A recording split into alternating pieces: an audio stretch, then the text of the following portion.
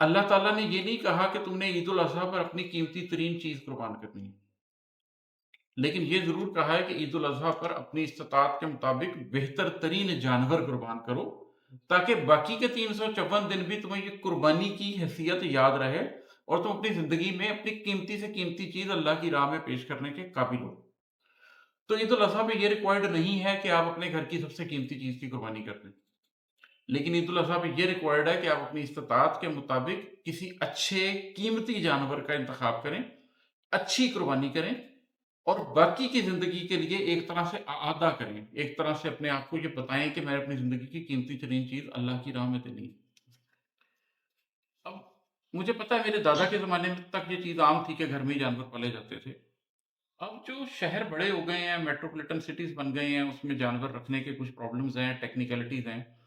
اگر اس کی وجہ سے کوئی شخص جانور کو نہیں رکھ سکتا اور اس نے عین وقت پر بھی لانا ہے، تو ہم اس کے اندر اس کو کوئی برائی کے طور پر نہیں ڈکلیئر کر سکتے۔ یقیناً بہتر یہی ہے کہ اگر آپ اپنے گھر میں جانور پال سکتے ہیں پورا سال تو پال لیں۔ اگر آپ ایسا نہیں کر سکتے تو چلیں کچھ دن پہلے لیں، میں 2 مہینے 1 مہینہ پہلے لے آئیں، وہ بھی نہیں کر سکتے تو ہفتہ پہلے لے آئیں۔ لیکن اگر کوئی رات کو بھی لا کر اگلے دن صبح قربانی کر دیتا ہے تو ہم اس کو ملامت نہیں کر سکتے اس بات پر، وہ اس کے لائف کے سرکمسٹانسز ہیں، ٹھیک ہے کوئی بات نہیں، لیکن اس کو وہ قربانی کرنی چاہیے۔ اب آ جاتے ہیں دوسرے مسئلے کی طرف۔ پہلی بات تو میں نے کلیئر کر دیا کہ بہتر یہی ہے کہ آپ جانور کو لے کر آئیں، لیکن اگر کوئی نہیں کر سکتا تو اس پہ ملامت نہیں ہے، اس میں کوئی ایسی بات نہیں کہ آپ کہیں کہ اس میں کوئی شرعی قباحت آئی ہے، غلط کیا اس نے۔ لیکن جو دوسری بات ہے وہ بہت بڑا مسئلہ ہے۔ یہ رجحان میں بہت لوگوں سے سن رہا ہوں، میں نے ریسنٹلی پچھلے 2-4 سال میں بڑے لوگوں سے یہ سنا ہے کہ جی ہم نے تو کسی غریب کی مدد کر دی، یہ اس سے بہتر ہے کہ قربانی کر دیں۔ نعوذ باللہ نعوذ باللہ نعوذ باللہ۔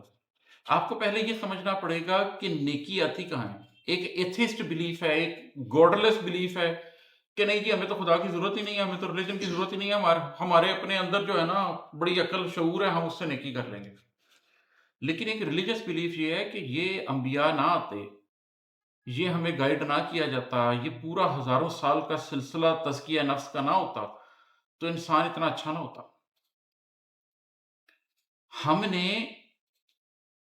ان سنتوں کو چھوڑ کر ان کی جگہ کوئی اور نیکی شروع کی تو 200-400 سال بعد پتہ کیا ہوگا؟